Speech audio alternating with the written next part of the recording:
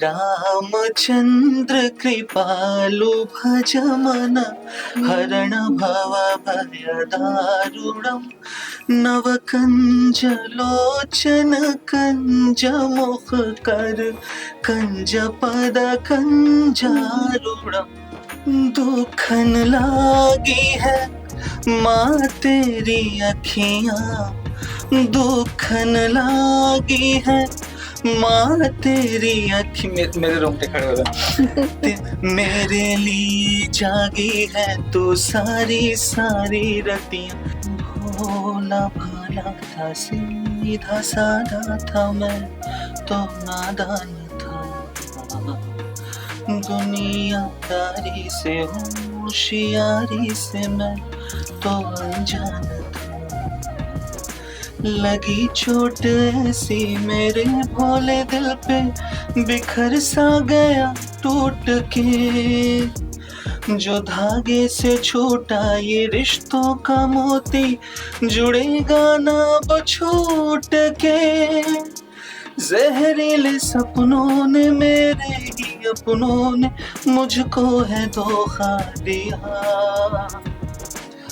मेरे ढोल सुन मेरे दर्द की धुन मेरे ढोल सुन मेरी नफरतें तो फिजा में बहेंगी जिंदा रहेंगी होके फना तनना तुम तनना तुम तनना तुम तनना तुम ताना दे रे ना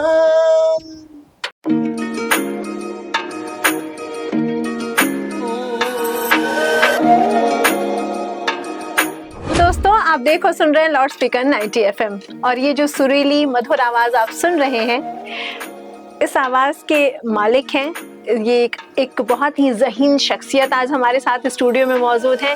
ये मक्खन सी आवाज़ ये मखमली सी आवाज़ जब आप सुनेंगे तो एक रिफ्रेशमेंट सा फील होता है। तो मैंने सोचा कि आज इतनी प्यारी आवाज़ इनको मैं आपके साथ भी मुखातिब करूं आपसे भी मिलवाऊं।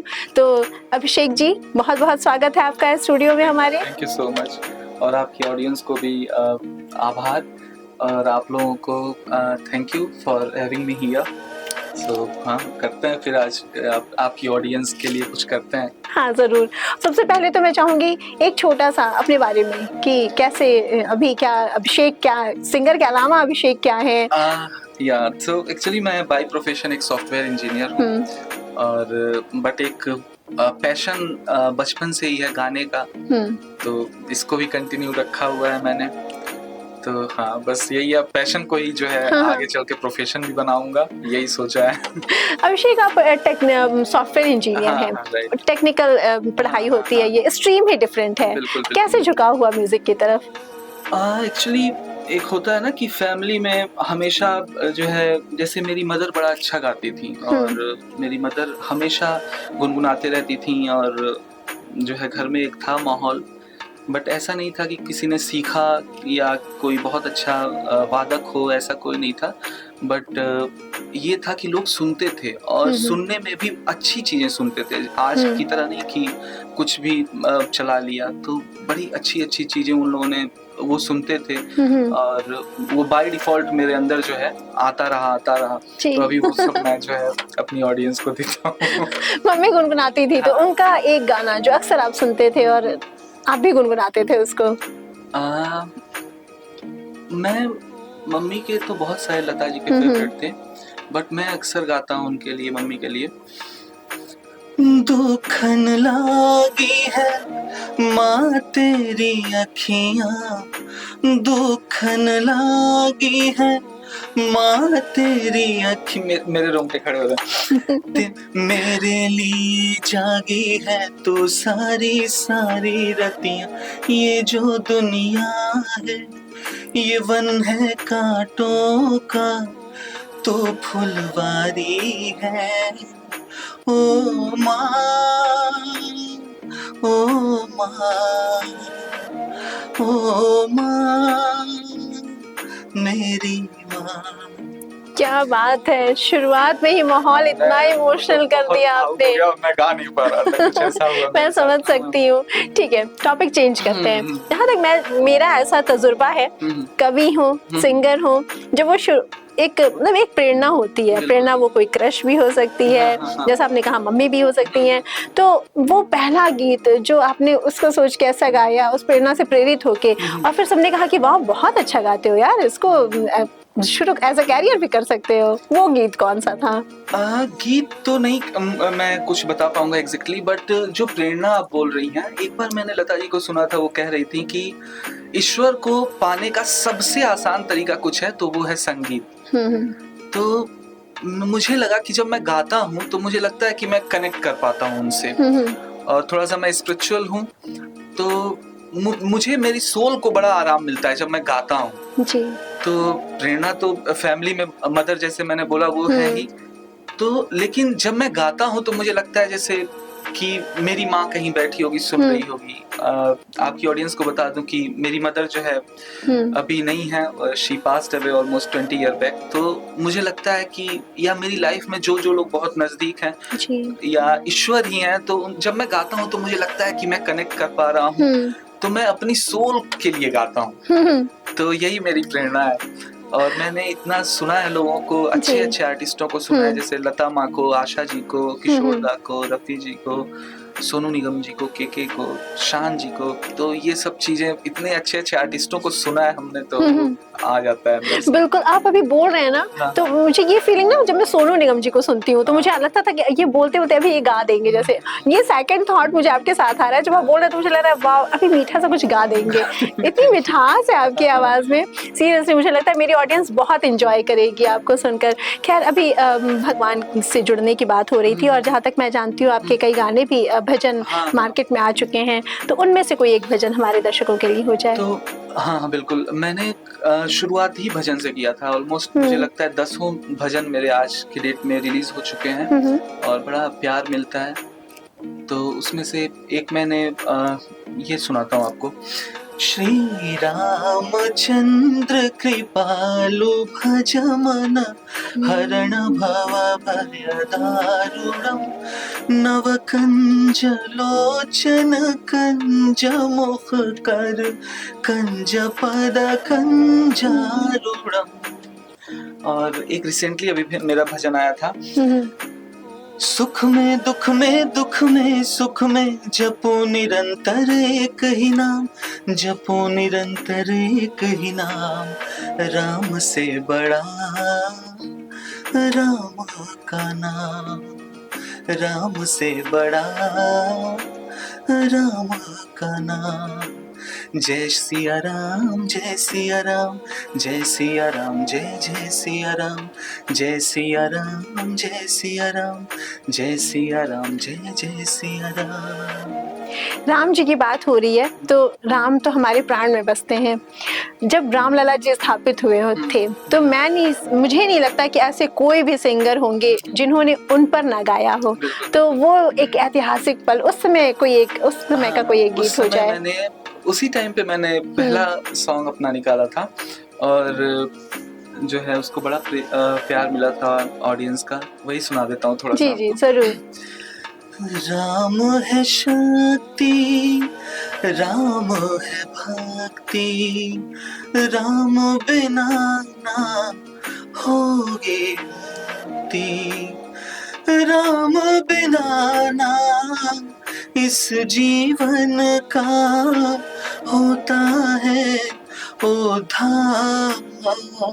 तो बोलो राम राम राम, बोलो राम राम राम, बोलो राम राम राम, बोलो राम राम राम। क्या बात है, बहुत सुंदर।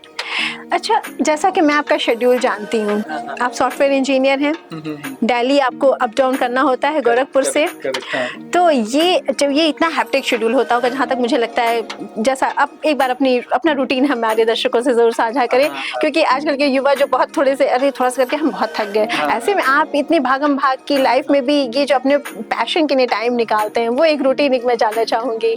तो जैसा आपने बताया कि हम्म, हाँ, ये एक्चुअली मेरा ऑफिस जो होता है ना वो 5 डेज है, 5 डेज वर्किंग। तो अभी मेरे ऑफिस में, मेरा ऑफिस गुड़गांव में है, तो मैं क्या करता हूँ, सैटरडे संडे मेरा ऑफ होता है, तो मैं थर्सडे को घर पे ऑफिस करता हूँ और थर्सडे को शाम को निकलता हूँ और फिर फ्राइडे को मैं नेक्स्ट डे पहुंचता हूँ ऑफिस, फ्राइडे ऑफिस करके फिर फ्राइडे को इवनिंग में वहां से चलता हूँ और फिर सैटरडे गोरखपुर आ जाता हूँ। और मेहनत तो करना पड़ेगा, बिना मेहनत के कुछ भी नहीं मिलने वाला है, तो मेहनत तो करनी पड़ेगी। ये इतना हैप्टिक शेड्यूल होता होगा, आना जाना जर्नी ये। हाँ। तो उसके बाद जब रिलैक्स मोड में बैठते हैं तो वो एक गाना जिसे सुन के सबसे ज्यादा रिलैक्स फील करते हैं? सब बहुत बहुत सारे गाने हैं, बहुत सारे गाने हैं, ऐसा कोई एक गाना नहीं है, बहुत सारे गाने हैं। कोई ऐसा एक, कोई भी ऐसे बहुत सारे होंगे, उन खजानों में से कोई एक मोती। इस कदर प्यार है तुमसे, सफर अब तो जीते हैं हम, बस तुम्हें देख कर, तुम्हारी हर अदा, तुम्हारी हर नजर, ये क्या कहने लगी, तुम्हें क्या खबर। क्या बात है, बहुत सुंदर। आप जब गा रहे हैं ना लगता है जैसे माहौल बन जाए। अब समझ आता है कि आपके ऑडियंस आपको इतना प्यार भर भर के क्यों करती है। ऑडियंस को ये भी पता होना चाहिए ये सारा कुछ इम्प्रॉम्प्टू है, nothing is planned here, we are just talking to each other in normal way. मतलब इतना रिदम, इतनी स्वीटनेस है आपकी वॉइस में, सीरियसली। और ये आपका ऑरा, आपका जेस्चर, बहुत बहुत। इसके अलावा कोई एक गाना, जैसे मुझे लगता है आपकी आवाज इतनी प्यारी, मुझे लगती है जैसे मैंने पहले भी कहा मैं सोनू निगम को बहुत पसंद करती हूँ। एक वैसी एक मिठास, एक रिदम है आपकी वॉइस में, तो उनका कोई एक और गीत हो जाए। ओके, तो मैं आई थिंक सबका फेवरेट होता है सोनू निगम जी की प्लेलिस्ट में। अगर किसी के भी पास उनका प्लेलिस्ट होगा तो कल हो ना हो उसमें टॉप पे आता है, तो मैं वही सुनाता हूँ थोड़ा सा। पलकों के लेके साए, पास कोई जो आए,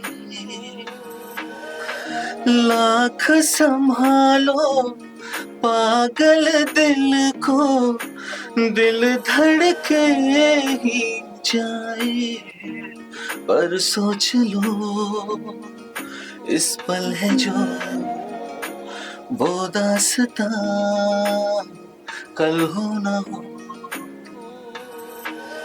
और इसके साथ मैं उनका एक गाना और गुनगुनाता हूँ अक्सर। मैं मंगया सी मन्नता वे मन्नता, तो जो मिले जिंदड़ी जन्नता वे जन्नता, तो जो मिले जिंदड़ी जन्नता वे जन्नता, मैनू होया प्यार बलिए पहली पहली बार बलिए, दिल विच आजा आजा बन के करार बलिए, मैनू होया प्यार बलिए पहली पहली बार बलिए। क्या बात है, बहुत सुंदर।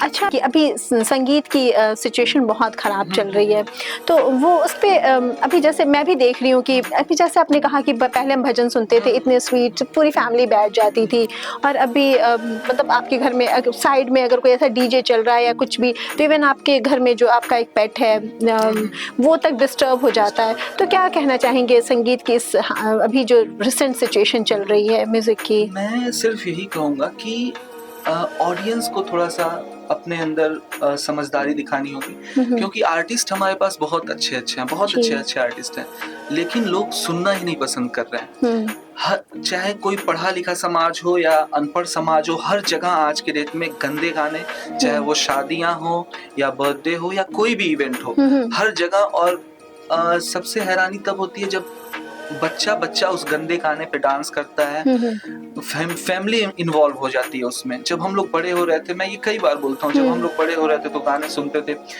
जग में सुंदर है दो नाम, चाहे कृष्ण कहो या राम, या ये आजा आजा आजा आजा माँ शेरों वाली, आजा महरों वाली, तुझे कब से पुकारे तेरा लाल, आजा माँ शेरों वाली।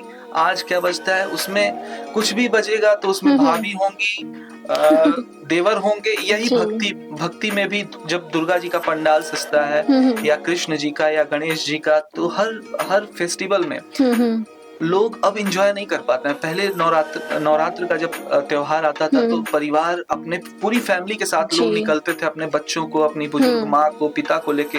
लेकिन अभी जब फेस्टिवल्स आते हैं तो सब लोग घर पे दरवाजा बंद कर देते हैं कि आवाज ना आए, विंडोज क्लोज की शोर ना हो। तो सबसे ज्यादा आज की डेट में किसी आर्ट फॉर्म को नुकसान हुआ है तो वो म्यूजिक है।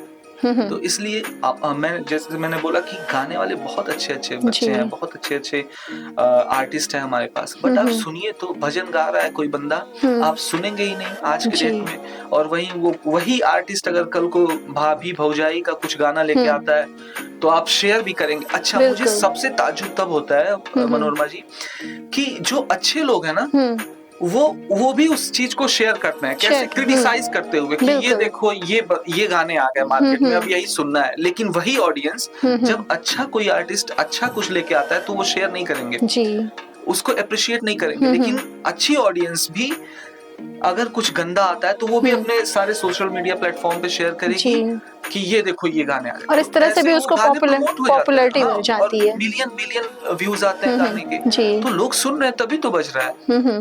तो मैं ऑडियंस को ही बोलूंगा, क्योंकि आर्टिस्ट तो हमारे पास बहुत अच्छे हैं। बिल्कुल। अभिषेक, जैसा कि अभी हम बात कर रहे थे कि संगीत की सिचुएशन ठीक नहीं है इस समय, जैसा कि मैं देख रही हूँ कि अभी उभरते सिंगर तो ठीक है, एक ट्रेंड चल रहा है तो उसको फॉलो कर रहे हैं क्योंकि उन्हें हाईलाइट होना है। लेकिन जो स्थापित सिंगर हैं अभी, जैसे कि नेहा कक्कड़ हैं, बादशाह हैं, बड़े बड़े स्कैंडल्स में ये लोग आ रहे हैं, ऐसी ऐसी चीजें, ऐसे ऐसे शब्द यूज कर रहे हैं अपने अपने गानों में, तो इस पे क्या कहेंगे? क्योंकि उनकी तो एक मौलिक जिम्मेदारी बनती है इस विरासत को बहुत अच्छे तरीके से आगे ले जाने की, तो उनकी इस तरह की हरकतों पे आप क्या कहना चाहेंगे? मनोरमा जी, मैं ये कहूँगा ना कि मुझे नहीं लगता है कि ये लोग एक प्योर आर्टिस्ट हैं, क्योंकि जो बंदा आर्टिस्ट या कोई भी इंसान अगर आर्टिस्ट बनता है ना तो फिर वो इतना प्योर हो जाता है कि वो झूठ नहीं बोल पाएगा, वो गलत कुछ कर ही नहीं पाएगा। आप मतलब आप देखिए ना, मैं जिनका एग्जांपल दे रहा हूँ, या सोनू निगम जी हो या कोई भी अच्छा आर्टिस्ट, चाहे लता जी हो, चाहे आशा जी हो, चाहे किशोर दा, चाहे मोहम्मद रफी जी हो, किसी भी आर्टिस्ट को जिनको आज तक लोग सुनते हैं, वो लोग कभी ऐसा कर ही नहीं पाएंगे, इसलिए क्योंकि वो लोग एक प्योर आर्टिस्ट हैं। और ये लोग जिनकी आप बात कर रही हैं, इनको ये अपनी सेटिस्फेक्शन के लिए, क्योंकि पहले किसी भी आर्टिस्ट को पहले खुद सेटिस्फेक्शन उसको चाहिए होता है कि मैं सेटिस्फाइड हो जाऊं, और एक ये होते हैं इन्फ्लुएंसर जो ये चाहते हैं कि मैं किसी भी तरह से हाईलाइट हो जाऊं। तो वो गंदे गाने, मतलब नेहा कक्कड़ का तो मैं क्या बताऊं, कैसे गाने और क्या उसमें पिक्चराइजेशन, गाने के बोल तो माशाल्लाह थे ही, लेकिन उसमें पिक्चराइजेशन देखिए, चाहे बादशाह हुए, तो ये सबसे पहले ये समाज की रिस्पॉन्सिबिलिटी होती है कि आप ऐसे आर्टिस्टों को एक्सेप्ट कैसे कर रहे हैं। मैं तो आर्टिस्ट वैसे बोलता नहीं, क्योंकि मेरा मानना है चाहे वो कोई भी किसी भी फॉर्म का आर्टिस्ट हो, वो जैसे ही वो अपनी आर्ट को, जितना ज्यादा वो अपने आर्ट को ग्रहण करेगा, वो इतना प्योर होता जाएगा, वो झूठ नहीं बोल पाएगा, वो नशा नहीं करेगा, और वो अपने इस काम के साथ इस तरह से ईमानदार रहेगा, अपने काम को इस तरह से बेइज्जत नहीं कर पाएगा। तो वही है कि आर्ट, अगर आप आर्टिस्ट हो तो वो दिखना चाहिए। जैसे मोहम्मद रफी साहब या सोनू निगम, इनको जब हम देखेंगे तो लगेगा कि हाँ यार, मतलब ये लगता है जैसे भगवान के कोई रूप है। या लता माँ को, चाहे आशा जी को, तो उन्होंने आर्ट को जिया है और उनके अंदर माँ सरस्वती विराजमान है, वो कभी ऐसा कुछ कर ही नहीं पाएंगे। लेकिन ये लोग, इनको सिर्फ, ये मैं इन्फ्लुएंसर बोलता हूँ क्योंकि इनको हाईलाइट होना है, तो लोग जो है, मैंने वही बोला ना कि लोग क्रिटिसाइज भी करते हैं तो उनका शेयर कर देते हैं, लेकिन अच्छे आर्टिस्टों को आप शेयर नहीं करेंगे, आपका समाज ही नहीं शेयर करेगा। अभी मैं इतने भजन गा रहा हूँ, मैं जिस दिन कुछ गंदा गा दूंगा ना, मुझे पता है सारे लोग शेयर करेंगे। इसलिए शेयर करेंगे क्योंकि वो कहेंगे कि देखो फलाने का लड़का ये गा रहा है, हाँ, लेकिन अच्छा जब तक मैं कर रहा हूँ नहीं शेयर करेंगे, कोई नहीं बोलेगा। बहुत मिनिमम लोग होंगे जो अप्रिशिएट करेंगे, हाँ, अदरवाइज तो लोगों को ये चीजें समझनी पड़ेगी और लोगों को एक्सेप्ट करना होगा अच्छा आर्टिस्ट।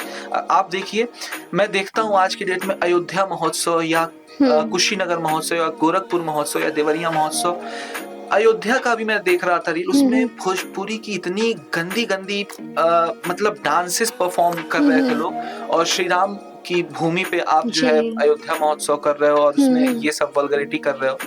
तो मेरा यही मानना है कि पहले लोगों को ये चीजें रिजेक्ट करनी पड़ेंगी अपने एंड पे, तब आर्टिस्ट, कोई भी आर्टिस्ट आपके लिए करेगा।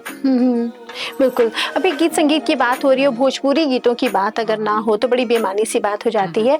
भोजपुरी में भी कुछ बहुत अच्छे सिंगर हैं जो बहुत अच्छे गाने ला रहे हैं, वहीं कुछ ऐसे भी स्थापित सिंगर हैं जो वायरल होने के लिए, हिट होने के लिए, बने रहने के लिए वो द्व्यर्थी शब्द हैं या कुछ अजीबोगरीब से शब्द के गाने लेकर के आते हैं। तो भोजपुरी से कितना लगाव है, वो उसके गीत संगीत से कितना प्रेम है? भोजपुरी से लगाव क्या कि मतलब जब हम तो पैदा ही वहीं पे हुए हैं, भोजपुरी में ही हुए हैं, तो लगाव तो वो बाय बर्थ है और हमेशा रहेगा। लेकिन वही है कि जब हम लोग जब बड़े हो रहे थे तो हम लोग क्या सुनते थे कि मतलब अभी भी वही ट्रेंड चला आ रहा, क्योंकि भोजपुरी का बहुत पहले अच्छे गाने भरत व्यास शर्मा जी, भिखारी ठाकुर जी या कल्पना पटवारी जी बहुत अच्छा गाती हैं, तो इन लोगों को सुना है। लेकिन ज्यादातर मतलब 95% हम यही कह सकते हैं कि जब अभी पिछले 10-20 सालों से कुछ ऐसा ट्रेंड चल रहा है कि आप कुछ बोल ही नहीं सकते कि ये गाना आपको बहुत अच्छा लग रहा है, मतलब आप फैमिली के में गा ही नहीं सकते, गुनगुना भी नहीं सकते, बट फिर भी उसमें मुझे अभी मैं रिसेंटली 3-4 दिन पहले या अचानक से मेरे सामने वो रील आया, उसमें एक भरत व्यास शर्मा जी का गाना था, मुझे बड़ा अच्छा लगा, वही थोड़ा सा गुनगुनाता हूँ क्योंकि मुझे पूरा याद है। अंगना दुआर सगरी, अंगना दुआर सगरी, महल अटरिया, तोरा बिना नीक नहीं लागे रे सवरिया, तोरा बिना नीक नहीं लागे रे सवरिया, तोरा बिना नीक नहीं। क्या बात है। अभिषेक, अभी आपका एक भोजपुरी गाना भी मार्केट में आ चुका है या आने वाला है, वो सुनना चाहूंगी। वो मैं ज्यादा नहीं सुनाऊंगा क्योंकि अभी रिलीज नहीं हुआ है, बट फिर भी थोड़ा सा, और वो ट्रेंड को देखते हुए बनाया गया। जी। तो गुर की गलियां पर लगा के ललिया, अकेले लूटे लो तू हर महफिलिया, गुर की गलियां पर लगा के ललिया, अकेले लूटे लो तू हर महफिलिया, रुक रुक रुक रुक नाता बवाल हो जाए, रुक रुक रुक रुक नाता बवाल हो जाए, आज रतिया हो एही रतिया, एही रतिया त जान चली जाए। क्या बात है। मुझे लगता है ये गाना आके बहुत बूम करने वाला है, बहुत धमाल मचाने वाला है। एडवांस में बहुत सारी कॉन्ग्रेचुलेशंस इस गाने के लिए, इसकी सफलता के लिए। इसके साथ ही अभिषेक, मुझे लगता है कि जो भी संगीत प्रेमी हैं, चाहे वो गाते हो या सुनते हो, 90s का एरा मतलब फेवरेट रहा है सभी का। तो 90s के कुछ फेवरेट गाने जो आपके दिल के बहुत करीब हो? मेरे तो दिल के सारे गाने करीब हैं, बट होता है ना कि एक कि हम रैंडम बैठे हुए हैं तो कुछ प्लान नहीं है, अदरवाइज मैं पूरा प्रॉपर लिस्ट लेके आता और आपको सारे गाने सुनाता। 90s तो मेरे भी सब सारे प्लेलिस्ट के गाने उनके हैं, बट फिर भी मैं सुनाता हूँ। एक शान का गाना बहुत अच्छा मुझे लगता है। जब से मिला है तेरा इशारा, तब से जगी है बेचैनिया हो, जब से मिला है तेरा इशारा, तब से जगी है बेचैनिया, तब से बढ़ी सरगोशियां, तब से बढ़ी है मदहोशियां, जब से जुड़े यारा तेरे मेरे मन के धागे रे, तब से दीवाना हुआ, सबसे बेगाना हुआ, रब भी दीवाना लागे रे, रब भी दीवाना लागे रे हो, जब से तेरे नैना मेरे नैनों से लागे रे। क्या बात है, बहुत सुंदर। इसके साथ ही अभिषेक, जैसे कि आप इस फील्ड में हैं, तो अभी कितना जरूरी है गॉड फादर का होना? बहुत ज़रूरी है, बहुत ज़रूरी है, क्योंकि मार्केट में आज के डेट में बहुत बहुत सारे आर्टिस्ट हैं जिनको काम की भूख है, काम चाहिए उनको, तो गॉड फादर बहुत ज़रूरी है। बट मैंने बोला ना कि एक आर्टिस्ट जो होता है सबसे पहले वो खुद को सेटिस्फाइड करता है। तो प्योर आर्टिस्ट जो होगा वो पहले अपने रूह को, उसको कुछ नहीं चाहिए, मुझे कुछ नहीं, जैसे मैं अपनी फीलिंग बताऊं, मुझे कुछ नहीं चाहिए, मैं गाता हूँ, मैं खुश हो जाता हूँ, मैं सब कुछ भूल जाता हूँ। तो ये एक फीलिंग जो होती है वो आर्टिस्ट के लिए सबसे बड़ी चीज होती है। बिल्कुल। और मुझे लगता है यही चीज कनेक्ट करती है हमारी ऑडियंस से। जब तक आप जिएंगे नहीं, अब मैं देखता हूँ, अब मैं जिन जिन गानों को मैंने आपको बताया, ये गानों, ये ऐसे ऐसे सिंगर हैं जिनको आप मतलब आज के सिंगरों से कंपेयर नहीं कर सकती। आप सुनिए, जिनको भी आप जो भी सिंगर मैंने जिनका नाम लिया, आप इनको सुनिए और इन्होंने लाखों गाने गाए, लेकिन इनकी वॉइस कहीं क्रैक नहीं हुई होगी। आज की डेट में मैं मानता हूँ, ठीक है, बहुत अच्छे सिंगर हैं बॉलीवुड में, बहुत अच्छा गा रहे हैं, लेकिन जो कॉमन लोग होते हैं ना, उनको कनेक्ट करना बहुत जरूरी होता है। आजकल के गाने भले ही आते हैं और छा जाते हैं मिलियन बिलियन, लेकिन 10 दिन बाद उसी गाने को कोई नहीं पूछता है। बिल्कुल। इवन आप प्लेटफॉर्म, इंडियन आइडल जैसे प्लेटफॉर्म पे देखिए, क्यों लोग आज भी किशोर कुमार, मोहम्मद रफी, लता जी, सोनू निगम, के शान, क्यों सारे जो है जो भी पार्टिसिपेंट्स होते हैं उनसे वही गाने गवाए जाते हैं, क्योंकि उससे पता चलता है आज हर बंदा एक ही टोन में गाना गा रहा है। समझ में नहीं आ रहा कि कौन अरिजीत है, अरिजीत सिंह कौन है, और उन्हीं की वॉइस में, मतलब जो भी गा रहा है वो सब एक ही टोन में गा रहे हैं गाने। अच्छा, गाने में कहीं फील नहीं है। अब मैं पहले के गाने, चाहे सोनू निगम जी का ही गाना कोई मैं आपको एग्जांपल दूं, तुम्हारी जुल्फ के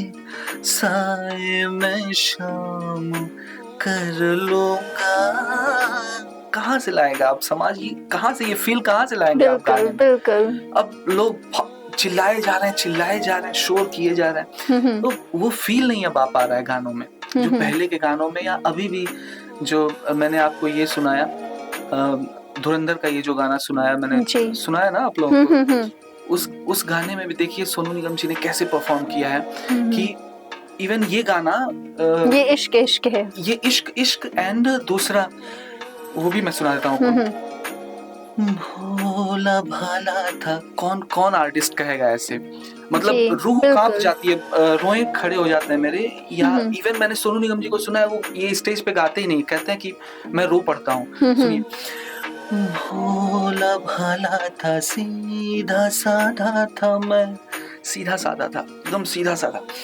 भोला भाला था, सीधा साधा था, मैं तो नादान था, दुनियादारी से होशियारी से मैं तो नादान था, लगी चोट ऐसी मेरे भोले दिल पे, बिखर सा गया टूट के, कहाँ से लाएंगे आप? क्या बात है।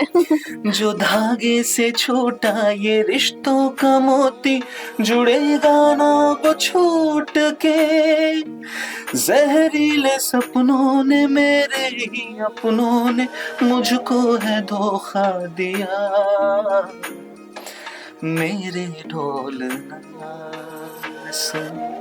या दूसरा गाना, नाज़ो अंदाज से कहते हैं कि जीना होगा, जहर भी देते हैं तो कहते हैं कि पीना होगा, नाज़ो अंदाज से कहते हैं कि जीना होगा, जहर भी देते हैं तो कहते हैं कि पीना होगा, जब मैं पीता हूँ तो कहते हैं कि मरता ही नहीं, जब मैं मरता हूँ तो कहते हैं कि जीना होगा। ये इश्क इश्क है, इश्क इश्क, ये इश्क इश्क है, इश्क, ये इश्क इश्क है, इश्क इश्क, ये इश्क इश्क है, इश्क। क्या बात है, शानदार। क्या बात है अभिषेक। जैसे कि अभी हमने गॉडफादर के लिए पूछा, हाँ। और अभी जैसे आप बात कर रहे हैं, पॉलिटिक्स कितनी है?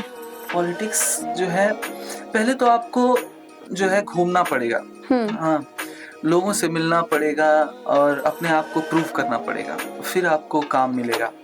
और दूसरा पॉलिटिक्स तो है, क्योंकि आज की डेट में सबसे टफ ये हो गया है कि एक आर्टिस्ट अगर किसी गाने को 50,000 चार्ज कर रहा है, तो उसी गाने को गाने के लिए 5,000 में लोग खड़े हैं।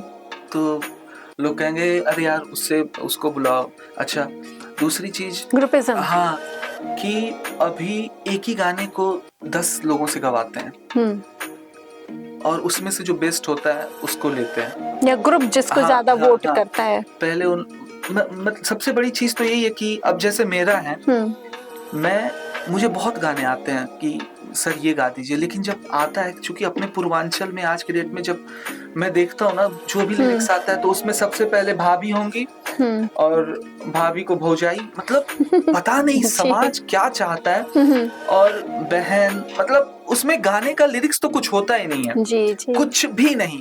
एक जगह भी मैंने पढ़ा था कि आजकल अनपढ़ों का दौर चल रहा है, तो मैं मानता हूँ ये चीज कि अनपढ़ों का दौर, पढ़े लिखे अनपढ़, हाँ, अनपढ़ों का दौर चल रहा है आज के डेट में, तभी तो ये हो रहा है ना, तभी हो रहा है ये चीजें कि अच्छे इवेंट में, अयोध्या महोत्सव में आप जो है गंदी गानों पे भोजपुरी का जो है लहंगा चोली पे डांस करवा रहे हैं। जी। अच्छा, ऐसी सिचुएशन से जब फ्रस्ट्रेट होते हैं तो कौन सा गीत गुनगुनाते हैं? गुनगुनाता तो मैं, मतलब कोई ऐसा स्पेसिफिक टाइम नहीं होता है जब मैं गुनगुनाता ना हूँ, मतलब अगर मैं ना भी गाऊं तब भी दिमाग में वो चलता रहता है कोई ना कोई, चाहे इवन मैं आपको बताऊं, जब मैं पढ़ाई करता था तो इंजीनियरिंग करता था मैं, तो मैं जिस मकान में रहता था वो 4 फ्लोर का था, तो जब मैं मतलब लोग मुझे खोजते थे, क्योंकि मैं कुकिंग भी करता हूँ खुद, तो मैं रहता था वहाँ पे, तो मैं जब खाना बनाता था या कॉलेज से आया और अपने कपड़े धुल रहा हूँ, तो मैं गाना गा रहा हूँ, चारों फ्लोर पे लोग एकदम खुश हो गए हैं, चारों फ्लोर के लोग एंटरटेनमेंट होते, और बगल से लोग आके कह रहे हैं अरे भैया कोई सिंगर आया है आपके घर, कोई जो लैंडलॉर्ड होते थे कि वो आपके यहाँ कोई सिंगर आया बड़ा अच्छा गाता है, तो कहते थे मेरे लैंडलॉर्ड, अरे वो इंजीनियरिंग का एक स्टूडेंट है, अभी फर्स्ट ईयर सेकेंड ईयर का स्टूडेंट है और वो सिंगर नहीं है, तो मेरे साथ ऐसे मतलब मैं सीढ़ी से उतरता हूँ तब भी गाता हूँ, सीढ़ी पे चढ़ता हूँ, छत पे अगर जाना हुआ मैं चढ़ते हुए जा रहा हूँ, कभी कभी मैं स्टोर रूम सफाई करता रहता हूँ और वहां पे बैठ के अचानक से गाना गाने लगूंगा, वैसे साफ करते करते गा रहा हूँ बट अचानक से बैठा और गाने लगा, मैं ये सोच कर उसके दर से उठा था कि वो रोक लेगी, मना लेगी मुझको। क्या बात तो है। गाना कोई, मतलब मेरे लिए कोई स्पेसिफिक टाइम ही नहीं होता, मैं हमेशा 24 आवर्स, इवन मैं ऑफिस का काम भी कर रहा हूँ, मैं भले ही मतलब बोल के ना गाऊं बट मेरे दिमाग में बैक ऑफ द माइंड कुछ ना कुछ चलता रहता है। तो वही अक्सर लोग पूछते हैं कि आपने कहाँ से ट्रेनिंग ली, कहाँ से सीखा, मैं कह रहा हूँ अरे नहीं यार, बिलीव करो मैंने कुछ नहीं सीखा है, मुझे कुछ नहीं आता है, हाँ सुना बहुत है और गाने को जिया है, और सबसे बड़ी चीज अच्छी चीजों को सुना है। अच्छा, एक दौर था अभिषेक जब एल्बम्स बहुत आते थे और मैक्सिमम सिंगर अपने एल्बम्स लॉन्च करते थे, वो टाइम, और अब मुझे नहीं लगता कि कोई एल्बम्स लॉन्च कर रहा है, या वो जो आ भी रहे हैं, जैसा कि आपने कहा संगीत नहीं है वो शोर है, तो वैसे गानों को कितना एडमायर करते हैं? बहुत बहुत ज्यादा, क्योंकि जब हम लोग बड़े हो रहे थे तो अभिजीत दा और सोनू निगम जी का ही दीवाना तेरा तुझे ही बुलाए, ये मर्जी तेरी तो आए ना आए, मैंने पायल है छनकाई, अब तो आजा तू हर जाई, मेरी सांसों में तू है बसा, ओ सजना आ जाना अब तरसा। क्या बात है। कभी यादों में आऊं, कभी ख्वाबों में आऊं। मैं क्या बताऊं। अच्छा, एक और बात बोल नहीं रहा था। अभिषेक, अभी जैसे आजकल राहुल रॉय बहुत ट्रेंड कर रहे हैं हाँ, इंस्टा हाँ, पे, हाँ, हाँ। अपने पुराने गाने को लेकर वो एक नए वीडियो शूट में आ रहे हैं जुनून फिल्म के। मुझे वो सुनना है कौन सा आपसे। है गाना? तेरे दर पे सनम चले आई। अच्छा। बिन तेरे कोई आस भी ना रही, इतने तरसे के प्यास भी ना रही। बिन तेरे कोई आस भी ना रही, इतने तरसे के प्यास भी ना रही। इतने तरसे के प्यास भी ना रही। लड़खड़ाए कदम चले आए, तू न आया तो हम चले आए।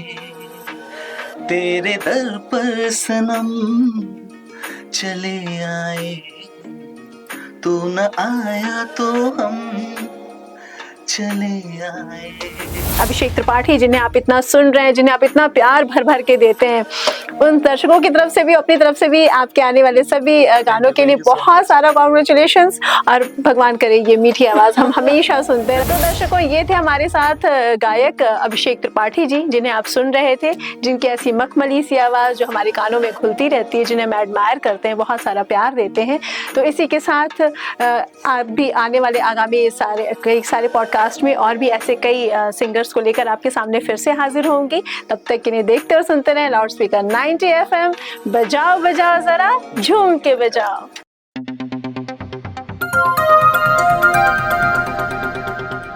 बजाओ जरा झूम के बजाओ, बजाओ बजाओ जरा झूम के बजाओ।